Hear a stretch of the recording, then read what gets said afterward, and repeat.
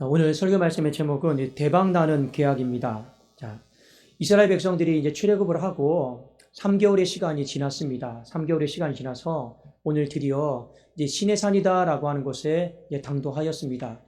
시내산 하면 여러분 무엇이 잘 기억이 나십니까? 모세의 10개 계명, 두 돌판을 받은 사건들 기억나시죠? 그리고 그 아래에서 모세가 내려오지 않으니까 금송아지 만들었던 사건들. 이것이 시내산의 주된 내용입니다. 그러나 우리가 이 출애굽기 19장 말씀을 통해서 시내산 하면 여러분들이 또 하나 좀 주목해야 될 사건이 있어요. 그것이 무엇이냐? 바로 하나님과 이스라엘 백성들 사이에 계약을 체결했다라는 거예요. 그 계약을 체결한 이 사건이 상당히 중요합니다. 자, 그 계약의 내용이 무엇이냐면 출애굽기 19장 5절과 6절에 보니 세계가 다 내게 속하였나니 너희가 내 말을 잘 듣고 내 언약을 지키면 너희는 모든 민족 중에서 내 소유가 되겠고 너희가 내게 대하여 제사장 나라가 되며 거룩한 백성이 되리라. 너는 이 말을 이스라엘 자손에게 전할지니라. 하나님께서 이런 계약서를 내미셨습니다. 어떤 내용이냐? 세계가 다 내게 속했다. 모든 것이 다 내 것이다. 그런데 너는 나의 특별한 소유가 되겠다라는 거예요. 쉽게 여러분 말씀드리면 여러분 아버지가 회장이에요. 기업의 사장이에요. 여러 명의 자녀들이 있어요. 그 유산을 누구에게 줄까? 가장 사랑하는 특별한 자녀에게 주지 않겠습니까? 마찬가지입니다. 세계가 다 하나님께 속해 있는데 하나님께서 줄 수 있는 모든 복을 그냥 너는 내 특별한 소유니까 너 다 가져. 너 것이야. 그렇게 하나님이 말씀해 주신다라는 거예요. 또 하나 봅시다. 내게 대하여 제사장 나라가 된다. 이 제사장 나라가 된다라고 하는 건 하나님의 공식적인 외교관이 된다라는 거예요. 이 열방 가운데. 여러분, 얼마 전에 올해 수능이 굉장히 어려웠는데 전국에 1등을 했던 한 여학생이 꿈이 무엇입니까? 물어봤더니 의외로 공무원이 되는 것이 꿈이다. 지금 우리 한국 사회에서 이 공무원이다라고 하는 직장이 모든 사람들이 선망하는 그냥 그런 직장이 되어버린 것 같습니다. 그런데 여러분 보십시오. 하나님의 외교관이 된다. 한번 얼마나 우리에게 기쁘고 벅차고 감격스러운 일일까? 그것을 한번 우리가 다 표현을 할 수는 없지만 그만큼 하나님께서 우리에게 말씀하신 그 계약의 내용들이 너무나도 축복되고 너무나도 좋은 우리 세상말로 말하면 대박나는 그런 계약서였다라고 하는 것을 저나 여러분들이 아실 필요가 있습니다. 자, 그런데 이 계약서에 너희들 같이 서명할래? 하나님이 물어보셨어요. 이스라엘 백성들이 모세를 통해서 다 듣고 나서 일말의 망설임도 없이 뭐라고 이야기를 했냐면 우리는 그렇게 하겠다. 이렇게 이야기를 한 것입니다. 자, 그런데 오늘 출애굽기 19장 말씀에 보면 이 계약의 과정이 순조롭지가 않아요. 자, 여러분 보통 우리가 인간 사회에서 서로 계약을 하려면 어떻게 해야 됩니까? 계약 장소에 나가야 되죠. 나가야죠. 그리고 또 하나 뭐 해야 됩니까? 계약 당사자를 서로 얼굴과 얼굴을 봐야 되는 것입니다. 그래야지만이 그 계약이 가장 안전하게 체결되는 계약이 되기 때문에 그렇습니다. 자, 그런데 오늘 이 계약은 어디에서 이루어지느냐? 시내산에서 이루어져요. 시내산에 이루어집니다. 그러면 어떻게 해야 됩니까? 이스라엘 백성들이 시내산으로 올라가야 돼요. 어쨌든 하나님과 만나야 되는 겁니다. 그 장소로 가야 되고 그 계약의 당사자이신 하나님을 만나서 서로 서명을 해야지만이 이 계약이 온전한 계약이 되는 거죠. 안전한 계약이 되는 거죠. 그런데 출애굽기 19장 말씀에 보면 그 공간으로 나가지도 못하고 그리고 당사자이신 하나님을 배웁지도 못하는 그런 여러분 사태가 발생을 하고 있다라는 것을 성경은 우리에게 가르쳐주고 있습니다. 자, 왜 그 공간으로 나갈 수가 없었느냐? 이유는 딱 한 가지입니다. 하나님은 거룩하신 분이에요. 근데 인간은 죄인인 것입니다. 그러니까 하나님 앞에 감히 설 수가 없는 거예요. 이전에는 그냥 하나님 앞에 서면 되지 생각을 했는데 막상 하나님 앞에 서려고 하니까 하나님이 거룩 자체예요. 그러니까 죄악으로 똘똘 뭉쳐있는 인간이 하나님 앞에 감히 설 수가 없는 거예요. 그래서 하나님이 말씀하십니다. 말씀하시니까 이스라엘 백성들이 오히려 뭐라고 이야기를 하냐면 하나님 제발 그만 말씀하세요. 제발 그만 말씀하세요. 그 말씀을 듣다가 제 귀가 터지겠습니다. 못 듣겠습니다라고 오히려 말씀을 멈춰달라고 요청하는 장면이 나옵니다. 자, 이것을 히브리서 저자는 이렇게 기록을 했습니다. 히브리서 12장 18절 19절을 제가 한번 읽어드릴게요. 너희는 만질 수 있고 불이 붙는 산과 침침함과 흑암과 폭풍과 나팔 소리와 말하는 소리가 있는 곳에 이른 것이 아니라 그 소리를 듣는 자들은 더 말씀하지 아니하시기를 구하였나니. 시내산에도 하나님이 무언가 말씀을 하는데 그 소리가요, 내가 감당이 안 되는 거예요. 그러니까 이스라엘 백성들이 하나님 제발 그만 말씀하여 주십시오. 그만 말씀하여 주십시오 하고 말씀하지 말아달라고 요청하는 장면이 오늘 나오는 것입니다. 그래서 결국에는 하나님이 누구와 이야기를 했느냐? 모세와 이야기를 했습니다. 모세가 하나님을 만난 거예요. 자, 그런데 모세조차도 어떤 마음이었을까? 하나님 앞에 그냥 떳떳하게 그 공간에 나갈 수 있었을까? 그렇지는 않다라는 거예요. 자, 한번 제가 읽어드릴게요. 먼저 출애굽기 19장 21절입니다. 여호와께서 모세에게 이르시되 내려가서 백성을 경고하라. 백성이 밀고 들어와 나 여호와께로 와서 보려고 하다가 많이 죽을까 하노라. 자, 이 구절을 보면 이스라엘 백성들이 계약의 당사자로서 하나님 앞에 공간으로 나가려고 애를 썼다라는 거 알 수 있죠. 지금 하나님 앞에 밀고 들어오려고 하잖아요. 근데 못 가고 있어요. 그래도 모세를 대신 세운 겁니다. 근데 이 모세도 하나님 앞에 섰을 때 어떤 마음이었느냐? 오늘 히브리서 12장 21절에 모세가 그 당시의 심경을 히브리서 저자는 이렇게 표현을 하고 있습니다. 그 보이는 바가 이렇듯 무섭기로. 모세도 시내산 앞에서 그 공간에서 하나님을 만나는 것이 너무 무서웠어요. 그런데 뒤에 뭐라고 말합니까? 모세도 이르되 내가 심히 두렵고 떨린다 하였느니라. 그러니까 모세도 하나님께서 허락하신 은혜 가운데 한시적으로 하나님 앞에 서긴 섰지만 그의 마음이 두려움이 컸고 무서움이 컸다라고 하는 것을 성경은 우리에게 가르쳐주고 있습니다. 이것이 출애굽기 19장의 전반적인 내용인 것이죠. 자, 오늘의 이 말씀이 우리에게 주는 의미가 있습니다. 그 의미가 한 두 가지 정도로 우리가 살펴볼 수가 있는데, 자, 첫 번째는 무엇일까요? 계약을 해야 돼요. 계약의 당사자는 우리란 말이에요. 그런데 우리가 그 계약의 장소에 그 계약의 당사자이신 하나님 앞에 못 나간다라는 거예요. 그걸 먼저 성경은 우리에게 인식을 시켜주고 있습니다. 하나님이 알려주는 거예요. 맞습니다. 그래도 누구를 대신 세운 겁니까? 모세를 세운 거예요. 그 대신 세움을 받은 사람을 우리가 세 글자로 무엇이라고 하느냐? 중보자라고 그래요. 나를 대신해서 세움을 받은 사람, 중보자라고 합니다. 나를 대신해서 하나님 앞에 서 있는 사람, 중보자라고 합니다. 자, 오늘 이 출애굽기 19장 말씀은 우리가 하나님 앞에서 계약을 하든 어떤 축복의 말씀을 받든 하나님 앞에 서기 위해서는 우리의 인간의 힘과 능력으로는 하나님 앞에 못 선다라는 겁니다. 누가 필요하다라는 거예요? 우리의 삶에 중보자가 필요하다라는 거예요. 중보자가 있어야 된다라고 하는 걸 하나님은 오늘 성경을 통해서 우리에게 가르쳐주고 지금 알려주고 있는 것입니다. 자, 모세도 중보자입니다. 그러나 불완전한 중보자예요. 왜요? 하나님 앞에 겨우 서긴 섰어요. 근데 이런 마음으로 계약서에 사인을 한 것 같아요. 하나님, 저 빨리 사인하고 내려갈래요. 우리 보통 그런 경우 있죠. 확인도 안 하고 하나님 앞에 너무 무서우니까 하나님, 저 그냥 빨리 사인하고 내려갈게요 하고 그냥 내려가 버렸어요. 불완전한 중보자입니다. 무서우니까, 두려우니까. 그러나 성경에 보면 참된 중보자가 나옵니다. 누구입니까? 우리가 늘 기도하면서 마지막에 말미에 예수 그리스도의 이름으로 기도드립니다 하는 것처럼 참된 중보자가 바로 주님이십니다. 요한복음 14장 6절에 주님이 이렇게 말씀하셨죠. 내가 곧 길이요 진리요 생명이니 나로 말미암지 않고는 아버지께로 올 자가 아무도 없다라고 말씀하셨습니다. 그 중보자에 대한 말씀이에요. 우리는 누구를 통해서만 하나님 앞에 설 수 있고 누구를 통해서만 하나님 앞에 이룰 수가 있습니까? 바로 중보자 대신 예수 그리스도를 통해서만이 하나님 앞에 설 수 있다라고 하는 것을 가르쳐주고 있습니다. 자, 예수님이 우리의 삶의 중보자가 되셔서 이제는 과거에 오르지 못한 시온산에 올라갈 수 있어요. 이 과거에 오르지 못한 시온산이 이 신약시대의 요한계시록에 뭐로 나오느냐? 천국으로 나옵니다. 천국으로 나와요. 그래서 히브리서 저자는 이렇게 표현을 했어요. 히브리서 12장 22절, 23절, 24절 한번 띄워주세요. 그러나 너희가 이룬 것은 시온산과 살아계신 하나님의 도성인 하늘의 예루살렘과 천만 천사와 하늘에 기록된 장자들의 모임과 교회와 만민의 심판자이신 하나님과 및 온전하게 된 의인들의 영들과 이 전부 다 천국에 대한 설명입니다. 천국에 존재하는 사람들에 대한 설명이에요. 자, 그런데 이 천국을 누구로 인해서 우리가 들어갈 수 있었느냐? 구약시대의 표현으로 말하면 이 시내산을 누구로 인해서 우리가 올라갈 수 있었느냐?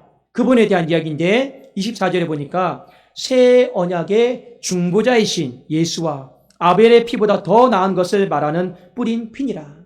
예수 그리스도.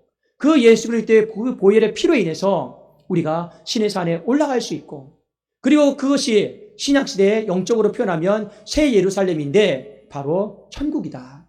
바로 그 중보자 되신 주님 때문에 우리는 그 공간 안에 들어갈 수 있다라는 거예요. 그 공간 안에서 하나님 앞에 우리는 무섭고 두려운 마음이 아니라 평온한 마음으로, 그러니까 우리 안식된 마음으로 하나님 앞에 설 수 있게 되었습니다. 이 부분에 대한 이야기예요. 여러분 기억나십니까? 예수님이 십자가를 지었을 때 제일 마지막에 하신 말씀이 무엇인가요? 다 이루었다. 다 이루었다입니다. 뭘 다 이루신 겁니까? 그것에 대한 해석은 참 많이 할 수가 있습니다. 그러나 그 말씀을 계약이다라고 하는 관점에서 보면 바로 이런 의미입니다. 그 계약을 내가 다 이뤘다라는 말씀입니다. 여러분, 사람과 사람과의 계약이 어떻게 됩니까? 먼저 계약금을 걸죠. 그 다음에 중도금을 치르죠. 그 다음 마지막에 뭐 합니까? 잔금을 치르죠. 그래야지만이 그 계약이 효력이 발생하는 거죠. 마찬가지입니다. 구약시대 때는요, 계약금은 걸고 중도금까지 치렀을지는 몰라도 잔금을 못 치렀어요. 그래서 그 계약이 예를 들면 이스라엘 민족에게만 속했던 거예요. 이방 사람들에게는요, 그 계약이 아무런 영향이 없어요. 왜요? 잔금을 못 치렀잖아요. 중도금을 다 못 냈잖아요. 그러니까 특정한 사람에게만 적용이 될 수 있을지언정 이방 사람들에게는 그 계약이 적용이 안 됐어요. 쉽게 말씀을 드리면 성경이 66권입니다. 1189장입니다. 이게 다 계약의 내용들이에요. 이것이 옛날에는요, 특별한 사람들에게만, 특별한 민족들에게만, 선민에게만 해당됐단 말입니다. 이방인들에게는 전혀 상관없는 말씀이요, 계약이요, 축복이었습니다. 그런데 누가 중도금까지, 잔금까지 다 치른 겁니까? 바로 계약의 당사자, 중보자이신 예수 그리스도께서요, 잔금까지 다 치른 거예요. 그래도 우리에게 하신 말씀이 뭐냐? 다 이루었다. 무엇을 다 이루었다라는 겁니까? 내가 계약 다 하고 왔다. 그리고 그 계약서를요, 우리한테 주는 거예요. 그러면 여러분 생각해 봅시다. 그분이 불완전한 중보자가 아닙니다. 불완전한 계약자가 아닙니다. 우리 입장에서, 우리 편에서 계약을 하신 분이에요. 그러니까 어떻게 계약을 했겠습니까? 축복이 있고 저주가 있어요. 그러면 주님이 이렇게 했겠죠. 하나님, 저주의 말씀을 좀 빼주세요. 축복의 말씀을 좀 더 넣어주세요. 그게 중보자 아닙니까? 하나님, 이건 인간이 지키기가 참 너무 어려워요. 너무 어려운 거니까 이 부분은 조금 더 유하게, 좀 쉽게 할 수 있도록 바꿔주세요. 모세 때는 상상도 못할 일이에요. 왜요? 하나님 앞에 얼굴도 못 마주치는데, 눈도 못 맞추는데 그냥 사인만 하고 내려갈게요. 그 당시에 그런 계약이었지만 참된 중보자는 어떻게 합니까? 하나님, 시간이 걸리더라도 이거 하나하나 다 따져봅시다. 하나하나 다 따져봅시다. 이거는 우리 인간이 좀 불리해요. 이건 좀 축복을 좀 더 넣어주세요. 이렇게 좀 해주세요. 그랬게도 여러분, 유리하게 우리에게 생긴 계약이 뭔지 아십니까? 믿으면 구원을 받는다. 이것도 포함이 된 거예요. 얼마나 여러분 이게 우리에게 유리한 계획입니까? 순종해서 구원 받는다. 이게 아니고 믿으면 구원 받는다. 하나님이 어마어마한 계약을 중보자 되신 그리스도를 통해서 우리에게 주신 거예요. 자, 이게 왜 중요하냐? 중보자 되신 예수님이 다 사인을 했단 말입니다. 그러니 이 1189장 성경 66권은 계약서예요. 그러면 여러분과 상관 있는 계약입니까? 상관이 없는 말씀입니까? 전부 다 1.1획도 빼지 않고 전부 다 여러분과 다 상관 있는 말씀이다라는 거예요. 왜 이게 여러분 중요한지 아십니까? 때로는 성경을 읽다가 보면 이거 이스라엘 백성들 이야기구나. 나랑 상관없는 이야기구나. 이건 믿음이 좋은 사람들에게 해당되는 말씀이구나. 아닙니다. 1.1획도 여러분 빠뜨림 없이 전부 다 나에게 하시는 말씀이에요. 전부 다 나에게 주시는 축복의 말씀인 겁니다. 근데 읽을 때마다 이거는 내 계약서다. 내 계약서다. 확인하고 여러분 읽으셔야지 그 축복이요, 다 내 것이 되는 겁니다. 많은 사람들이 문제점이 뭔지 아십니까? 이 말씀을 내 것이다라고 주의 깊게 읽지를 않아요. 그러니까 하나님과 어떤 말씀을 계약했는지 자체도 몰라요. 그냥 계약서가 있나 보다 하는데요, 뭘 계약을 했는지도 몰라요. 그러니까 여러분 신앙생활 하니까 두루뭉실하게 되는 거죠. 이런 일들이 비일비재합니다. 여기 계약서에 보면 너는 마귀와 싸워서 이길 수 있어. 이것도 다 계약이 돼 있어요. 너의 삶은 저주를 내가 다 끊어버리고 축복된 삶으로 내가 이끌 거야. 그것도 다 계약이 돼 있습니다. 이거 모르면 아이고 가게의 저주가 우리 가게에 흐르면 어떡하나? 엉뚱한 것에 빠져가지고요. 두려움에 사로잡힌 인생들이 얼마나 많은지 몰라요. 이 계약서에 뭐도 포함이 되어 있는지 아십니까? 너에게는 치유의 권세와 능력이 있어. 이것도 다 포함이 되어 있습니다. 모르니까요. 하나님 맨날 낫게 해달라고 그러죠. 하나님 우리에게 뭐라 말씀합니까? 계약서 확인해봐. 이미 너에게는 고칠 수 있는 능력 줬어. 모르니까 낫게 해달라고 그러는 거죠. 그러니까 성경 말씀을 읽을 때 어떤 마음으로 읽어야 됩니까? 주님이 잔금까지 다 치렀어요. 내 계약서가 되도록 하기 위해서 잔금까지 다 치렀단 말이에요. 십자가에서요. 그러니까 우리는 이 계약서가, 이 말씀이 내 거구나. 확인을 하고, 여러분 또 확인하고, 또 확인하고 읽으십시오. 그러면 그 말씀이요. 야, 하나님이 내 인생을 이렇게 축복적으로 대박나는 인생으로 계획을 가지고 계시고 인도하시는구나. 정말 나는 아무것도 염려하지 않아도 되는구나. 정말 나는 두려워하지 않아도 되는구나. 걱정 염려하지 않아도 되는구나. 이런 확신이요. 계약서 보고 생기는 거 아니겠습니까? 죽을 날이 임박했습니다. 야, 내가 믿음 생활 못하고 있는데 내가 천국 갈 수 있을런가? 지옥 가면 어떡하나? 그런 마음이 들 때가 있죠. 계약서 보세요. 뭐라고 되어 있습니까? 주님이 잔금까지 다 치러서 너의 인생의 마지막 공간은 바로 천국이요, 새 예루살렘이요, 하나님 나라라고 명시해 놓지 않습니까? 우리는 그 계약서 내 것이기 때문에 우리가 천국 가는 것 아니겠습니까? 누가 이렇게 내 것 만들었습니까? 우리의 힘으로는 신의 산 못 올라가요. 누가 계약 체결했습니까? 바로 온전한 중보자 되신 예수 그리스도가 이 계약을 체결해서 내 것이 되게 하신 겁니다. 우리의 삶에 중보자가 필요하다라는 거, 그것을 날마다 기억하고 감사하세요.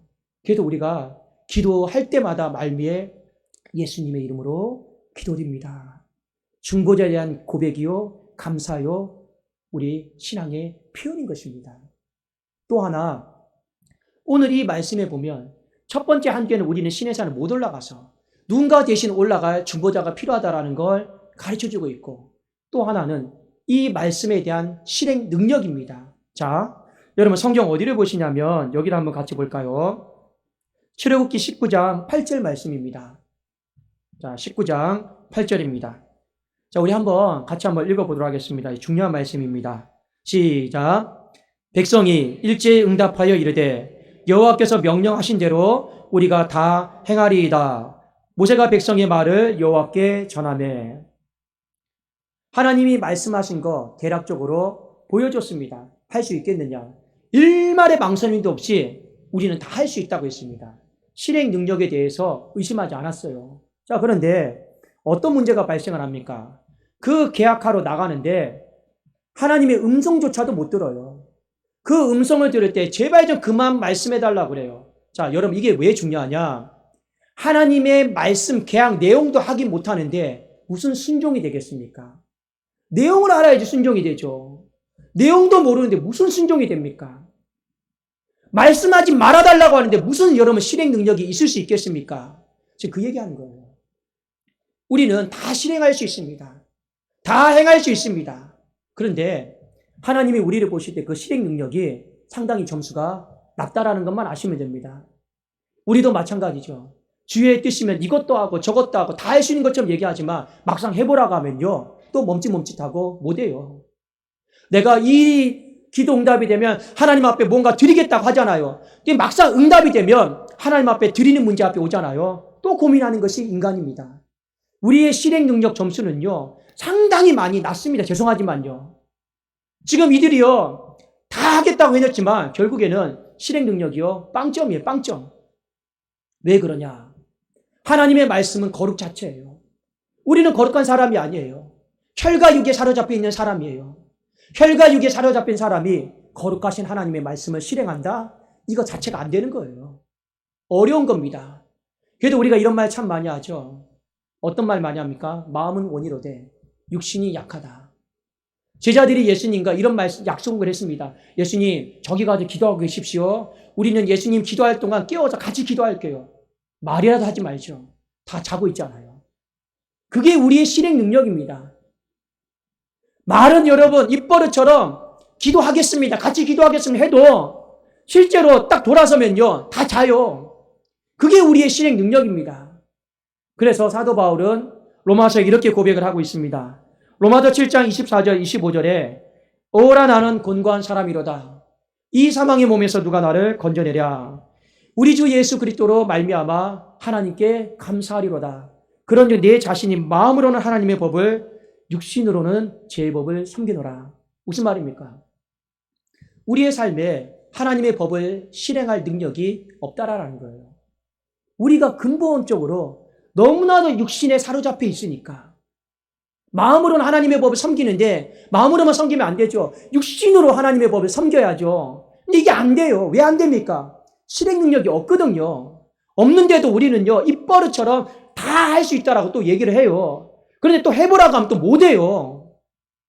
그래도 우리의 신앙은 말만 많습니다. 잎사귀만 무상한 거예요. 해보라고 하면 또 결단 못해요. 또 해보라고 하면 하루 이틀을 하는 것 같지만 또 3일은 못 넘깁니다. 그래서 사도 바울이 우리의 실행 능력을 안타까워하면서 오라 나는 곤고한 사람이로다. 정말로 이 실행 능력이 어떻게 하면 생길까요? 했을 때 로마서 8장 2절에 보니까 이는 그리스도 예수 안에 있는 생명의 성령의 법이 죄와 사망의 법에서 너를 해방하였다.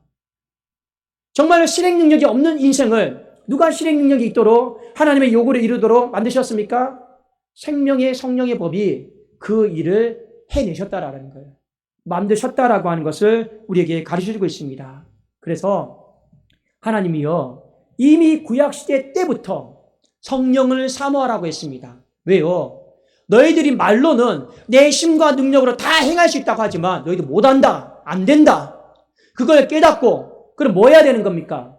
성령의 능력을 사모하라라는 거예요. 성령의 능력을 사모하면 반드시 말씀에 대한 요구, 그 실행 능력을 너희가 갖출 수 있다. 구비할 수 있다라고 하나님이 말씀하신 거예요. 그래서 에스겔서 36장 26절 27절에 하나님이 이렇게 말씀하셨습니다. 또 새 영을 너희 속에 두고 새 마음을 너희에게 주되 너희 육신에서 굳은 마음을 제거하고 부드러운 마음을 줄 것이며 결국에 우리가 하나님 말씀 앞에서 실행 능력이 안 되는 건 왠지 아십니까? 내 마음이 굳어 있단 말이에요. 강팍하단 말이에요. 입술은요 굳어 있지가 않아요. 근데 무엇이 굳어 있습니까? 내 마음이 돌처럼 굳어 있으니까 안 되는 거예요. 그러니까 하나님 말씀을 실행하려면 뭐가 필요합니까? 내 마음이 부드러워져야 된단 말이에요. 내 마음이 부드러워지지 않으면 절대로 하나님의 말씀을 실행할 수가 없습니다. 이 굳은 마음을 부드럽게 만드는 것이 무엇입니까? 바로 새 영이에요. 성령이에요. 그래서 에스겔서 36장 27절에 또 내 영을 너희 속에 두어 너희로 내 율례를 행하게 하리니 실행 능력 아닙니까? 너희가 내 규례를 지켜 행할지라. 내 인과 능력으로 실행 능력이 없습니다. 그거 다 내려놓으셔야 돼요. 성령의 능력 가운데 실행 능력이 생기는 거예요. 자, 그래도 우리가 성령을 보혜사라고 합니다. 보혜사가 여러분 뭡니까? 파라클레토스거든요. 곁에서 보호해 주시고 위로해 주시고 격려해 주시는 분이에요. 그분이 바로 보혜사입니다. 그분이 우리에게 하시는 말씀이 있어요. 어떤 말씀입니까? 너 할 수 있어. 내가 도와줄게. 그런데 여러분 한 단계 더 나가셔야 됩니다. 단순히 내가 도와줄게, 힘내 이렇게 말씀하시는 분이 보혜사가 아닙니다. 성경에 보면 뭐라 나와 있습니까? 주의 영과 우리의 영이 합하여져서 하나라고 했습니다. 이 말이 여러분 어마어마한 말입니다. 어떤 말이냐? 하나님이 할 수 있는 건 나도 할 수 있는 거예요. 그러니까 하나님은 우리에게 뭐라고 말씀하느냐? 내가 도와줄 테니까 너가 힘내 이렇게 말씀하는 분이 아니에요. 너는 그것을 들 수 있어. 너는 그것을 옮길 수 있어. 미운 사람이 있어요. 용서가 안 되는 사람이 있어요. 내가 그 미운 사람, 용서가 안 되는 사람 용서하도록 도와줄게. 이게 아니고 너는 용서할 수 있어. 너는 사랑할 수 있어. 이게 여러분 다른 거 아닙니까? 도와줄게 개념이 아니에요. 주의 영과 우리의 영이 이미 하나가 되어버렸어요. 그러니까 주님이 할 수 있는 건 최소한 너도 할 수 있다라는 거예요. 그래서 주님이 우리에게 하신 말씀이 뭡니까? 너는 할 수 있는 존재야. 그렇게 말씀하는 거예요. 더 쉽게 말씀드리면 내가 안 도와줘도 너는 할 수 있어. 왜 할 수 있습니까? 주의 영과 우리의 영이 합해졌거든요. 하나가 되었거든요. 그래도 우리가 성령의 충만함을 사모하셔야 되는 겁니다. 내 힘과 능력으로는 신의 능력 없어요. 마음은 원이지만 육신에 걸려서 늘 넘어질 것입니다. 그러나 이미 내 안에 성령이 계시다라는 것, 그걸 믿고 그 성령이 계신 쪽에서 그 성령이 내 안에 굳은 마음을 다 제거하셨어요. 내 안에 부드러운 마음을 주셨어요. 할 수 있는 마음을 하나님이 이미 나에게 허락하셨다라고 하는 걸 계약서에 적혀 있잖아요. 그걸 믿고 나는 할 수 있는 존재다. 사랑할 수 있는 존재다. 용서할 수 있는 존재다. 나는 거룩하게 살아갈 수 있는 존재다. 이걸 우리가 믿음으로 선포하고 나아가는 것입니다. 여러분, 오늘 말씀을 통해서 우리의 비참한 두 가지 현실을 기억하십시오. 우리가 계약이 너무 좋아요. 계약이 너무 좋아가지고 계약서를 사인하고 싶어요. 근데 우리가 그 공간에도 못 나가고 그 당사자이신 하나님을 못 만나는 인생입니다. 그럼 계약 포기해야 될까요? 절대로 그렇지 않습니다. 우리에게 하나님이 이미 계약서를 주셨어요. 그것이 성경 66권이요 1189장입니다. 그 계약서는 다른 사람의 것이 아니에요. 여러분의 계약서다라고 하는 걸 잊어버리지 마십시오. 그 계약서에는요, 인생의 모든 생각을 뛰어넘어서 엄청난 축복들이요 다 담겨 있습니다. 만일 여러분이 80의 축복을 생각한다면 최소한 하나님은 여러분을 향해서 80은 뛰어넘는 축복을 허락해 주시는 분이십니다. 왜요? 제가 일례로 말씀을 드릴게요. 하나님이 우리에게 주시기를 원하는 최고의 공간이 어디입니까? 최고의 공간이 어디예요? 천국이죠. 그 천국이다라고 하는 최고의 공간을 이 땅에서 마련할 수 있습니까? 없습니까? 없잖아요. 그러니까 그거 하나만 보더라도 하나님이 우리에게 주실 수 있는 공간은 우리가 한 번도 경험해보지 못했지만 최고의 공간을 하나님은 주시는 분이다. 이것만 생각하세요. 축복, 우리가 이 땅에서 그릴 수 있는 여러 가지 축복들이 있죠. 그러나 하나님이 여러분들에게 주실 수 있는 축복은요, 우리의 생각을 초월해서 뛰어넘어서 하나님은 우리에게 축복하시기를 원하시는 분이다라고 하는 것을 잊어버리지 마십시오. 그것이 바로 성경의 다 계약서에 기록이 되어 있습니다. 그리고 우리 주님께서 십자가에서 잔금까지 다 치르셨어요. 내 거예요. 내 거예요. 이 대박나는 계약이 내 거예요. 그리고 그 계약이 여러분의 인생 가운데 골동품으로 있는 것이 아니라 여러분의 삶 가운데 생명의 성령처럼 꿈틀꿈틀거리고 혈육이 있도록 하기 위해서 성령께서 말씀하신 거예요. 도와주겠다. 실행 능력이 있도록 내가 도와주겠다. 그러니까 우리는 얼마나 감사한 겁니까? 그러니까 여러분의 인생의 끝이 불행일까요? 안 되는 것일까요? 아니라라는 거예요. 최소한 여러분의 인생은 축복된 길이요, 행복의 길이요. 이 계약서대로 보면 여러분의 인생은 정말로 세상 사람들이 부러워하고도 남을 그런 인생이다라고 하는 것을 잊어버리지 마십시오. 제가 어젯밤에 집사람과 이런저런 이야기하다가 교회를 바라보면서 이런저런 이야기를 했습니다. 어려운 부분도 있고 힘든 부분도 있고 또 앞으로 일을 생각하면서 안타까운 부분도 있고, 그런데 이런 이야기를 했습니다. 우리 그냥 다른 거 아무것도 바라보지 말고 씨만 열심히 뿌리자. 씨만 열심히 뿌리자. 그러면 반드시 하나님께서 나중에 엄청나게 다시 우리에게 대박으로 안겨주실 거다. 그 근거가 무엇입니까? 하나님의 말씀 아니겠습니까? 그렇잖아요. 여러분의 인생의 계약서를 잘 확인하시고 그 계약서대로 행복했으면 좋겠고 그 계약을 가능하게 하신 우리 중보자 되신 주님 앞에 감사하고 그것이 여러분의 삶의 누림이 되도록 실행 능력이 누림이 되도록 도와주시는 성령님께 감사하고 간구하고 의탁하고 의지할 수 있는 오늘 한 날 되기를 또 한 주 되기를 예수 그리스도의 이름으로 축원합니다. 기도하겠습니다.